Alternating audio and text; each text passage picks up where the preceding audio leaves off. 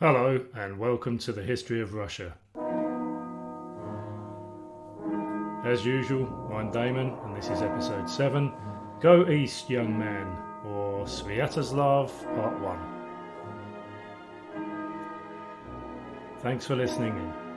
Last time we covered the life and times of Igor, son of Rurik, whose greed, recklessness and downright foolishness brought about his gruesome demise, as he was literally torn apart by the Drevlians in the year 945.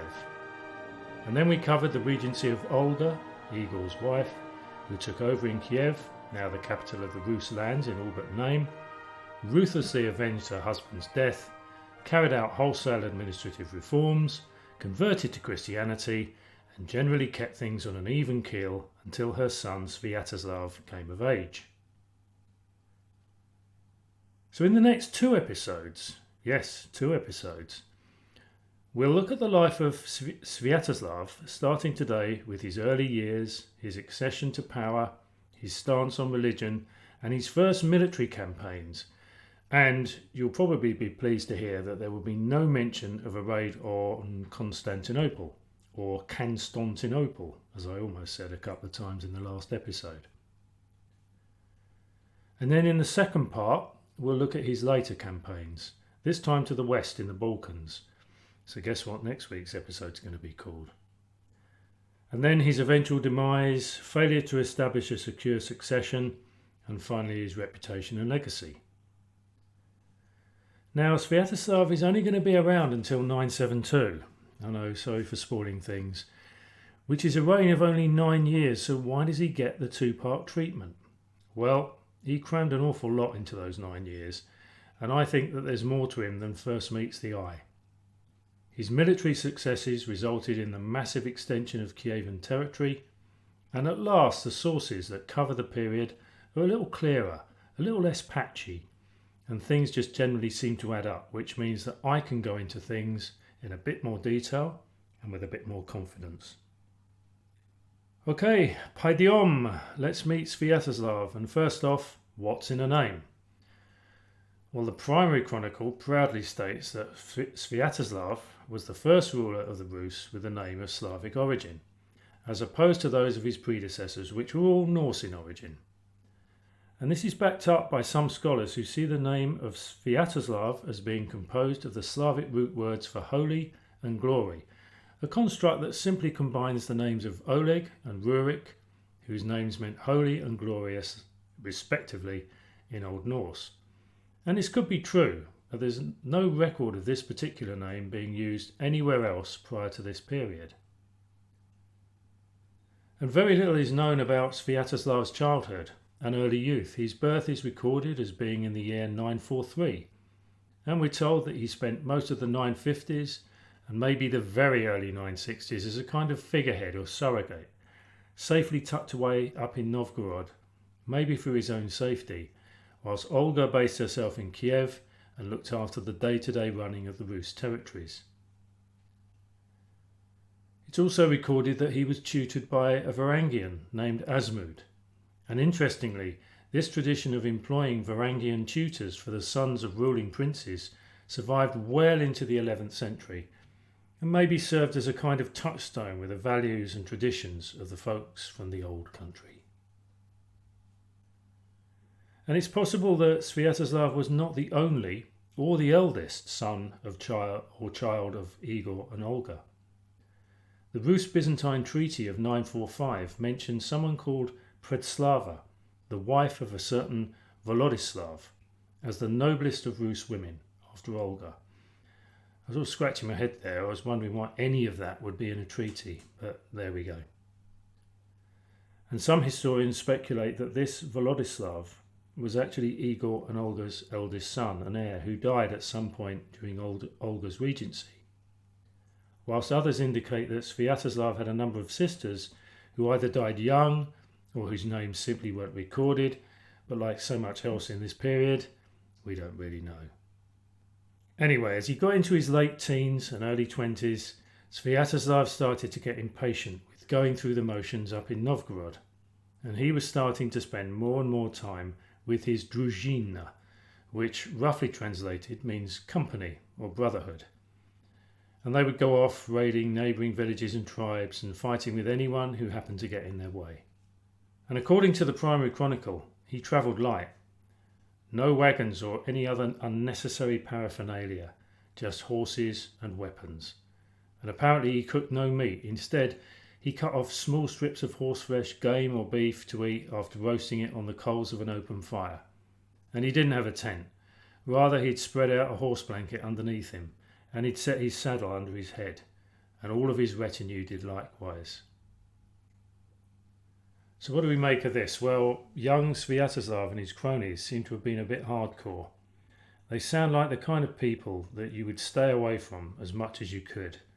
And if they did suddenly appear in your vicinity, you'd keep your head down, your eyes averted, and hope that they didn't stay around for too long. He's also the first of the Rus for whom we actually have a physical likeness, as his appearance was described very clearly by the Byzantine Leo the Deacon, who attended a summit meeting between Sviatoslav and the Emperor John I Tzimiskis that took place in the latter stages of Sviatoslav's reign. And here we get an image of a bright-eyed man of average height, but of heavy, thick-set build. He had a bald head and a wispy beard, and he wore a bushy moustache and a sidelock as a sign of his nobility. And apparently he preferred to dress in white, and it was noted that his garments were much cleaner than those of his men, and that he wore a single large gold earring bearing a red gemstone and 2 pearls. And my take from that description is that he looks something like an oriental pirate. But I reckon that just before meeting the Emperor and Leo, he puts on his best clean, sparkling white clothes to create a good impression, and Leo thinks that this is perhaps his normal day-to-day clothing. Who knows? Sviatoslav had several children, and at least 3 sons.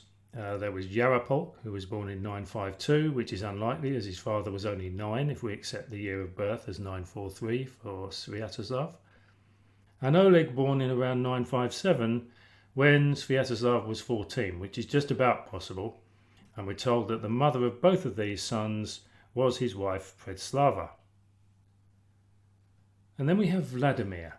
Vladimir is someone we're going to be hearing a lot of. Maybe not next week, but certainly in the coming episodes after that.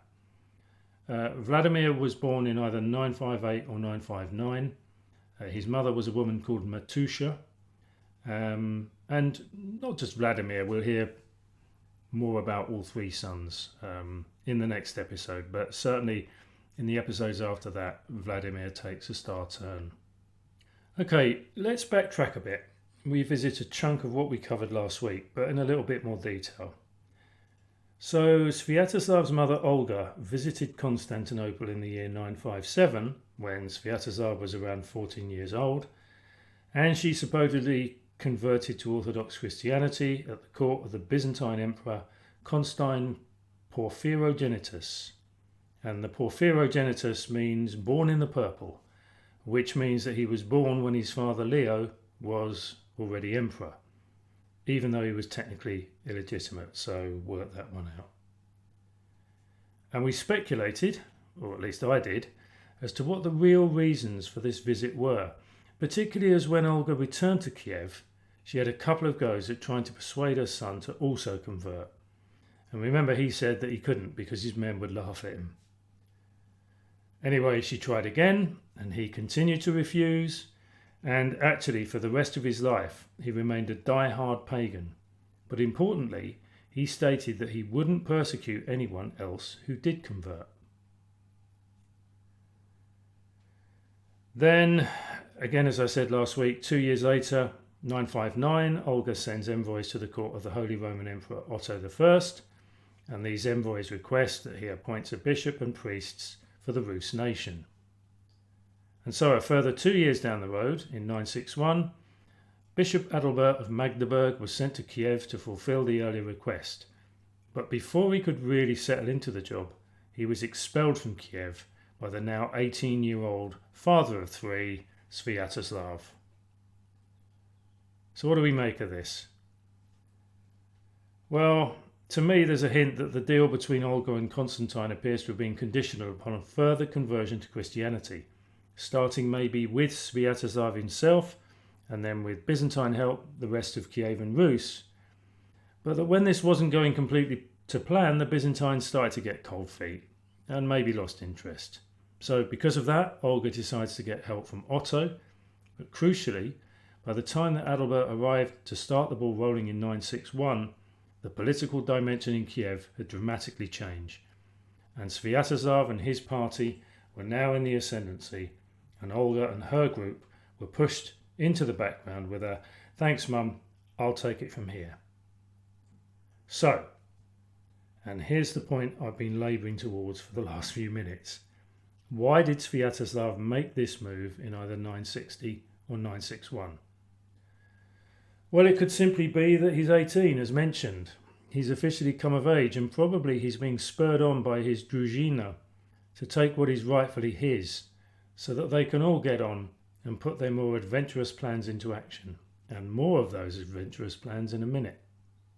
Or he's had enough of all this conversion palaver, and whilst he's willing to accept the limited conversion of others, he doesn't want things getting out of control, and neither does he want foreigners, either from Byzantium or from the West, wandering around in Kievan territory. Or, and as I suspect, it's probably a bit of both. Anyway, whatever the reasons, the main sources have Sviatoslav completely in charge of things by 962 or 963, with his coronation of sorts taking place in 964. So maybe there were a couple of years where things were in the balance, and both Olga and her son tried to rule jointly in some kind of messy compromise. We don't really know, but certainly after the coronation, Olga is very much in the background. Okay, good. Sviatoslav is now in sole control of the Rus, and he's itching to get back to his life of pillaging and raiding, but not the relatively lightweight skirmishing of his teenage years, because now he's got bigger fish to fry, as he wants to control the Volga trade routes to his east, and to do that he's got to get rid of the key power in that part of the world, the Khazars. Now the sources are not clear about the roots of the conflict between the Rus and the Khazars, and tend to gloss over them, but I think it's worth looking at what could be the possible causes. And from what I've been able to piece together, the key reasons or aims, and there are no real surprises here, are power and money, and how the Rus can get more of both, and then there's the longer term aim, which is to expand Rus territory, but you could argue that this would come about as a direct result of achieving the more power and money bit. The Rus have always had an interest in removing the Khazar hold on the Volga trade route, because the Khazars collected duties from all of the goods transported, and this is starting to stick in Sviatoslav's craw. But why attempt to change the status quo now? I mean, for many years the Rus and Khazars have warily tolerated one another, and both have reaped the advantages of the trade with Byzantium. Yeah, there have been points in their relationship where they haven't gotten along, but that's business, it's nothing personal. But now in the mid-960s, the Rus sense a change or a shift in the political dynamic of the Pontic steppe, as the on-off, but mainly on, Byzantine-Khazar alliance has ended. And historians have suggested that this was due to the fact that there had recently been some widespread persecution of the Jews in Byzantium. Well, why is this important? Well, a couple of episodes ago, I disputed the wholesale conversion of the Khazars to Judaism, and whilst I'm still pretty sure that that didn't happen, or it certainly didn't happen in the way that it was stated it happened, with the competition between Judaism, Islam and Christianity, there does seem to be a case for stating that enough Khazars did convert, as this bout of Byzantine persecution of the empire's Jews seems to have been enough to rattle the Khazars' cages. And there's also evidence that the Byzantines may have incited the Rus against the Khazars, although we're not 100% sure why or what the incentives were. The Chronicle suggests that this was something that was implicitly stated in the Treaty of 945. Or it could have been that the empire wanted to tie down both the Rus and the Khazars, keep them occupied and at each other's throats. And then finally there's the motive of revenge. Remember that back in 913, the Rus, who were maybe led by Sviatoslav's father Igor, had set out on a raid against the Arabs in modern-day Iran, and then on the way back they were ambushed by the Khazars, who pretty much massacred them all. Now this had happened over 50 years ago, which is a long time to bear a grudge, but then again history is littered with all kinds of bitter disputes that have festered on throughout the ages, sometimes for hundreds of years, so again, who knows.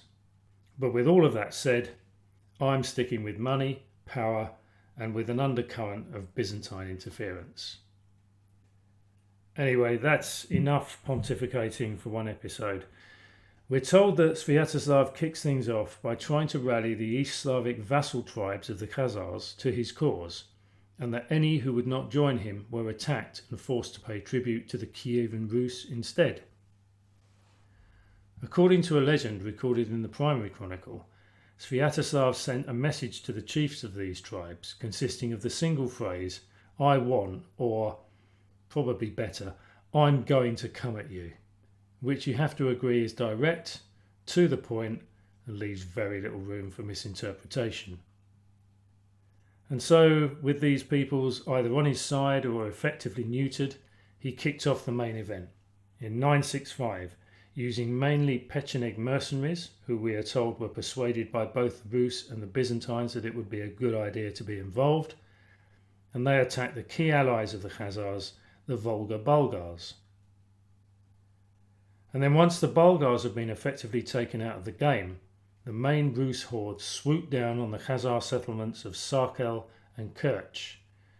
Kerch was sacked but not occupied. However, in Sarkel, Sviatoslav established a Rus settlement called Belaya Vieja, the White Tower or the White Fortress. Next, he destroyed the Khazar capital of Atil.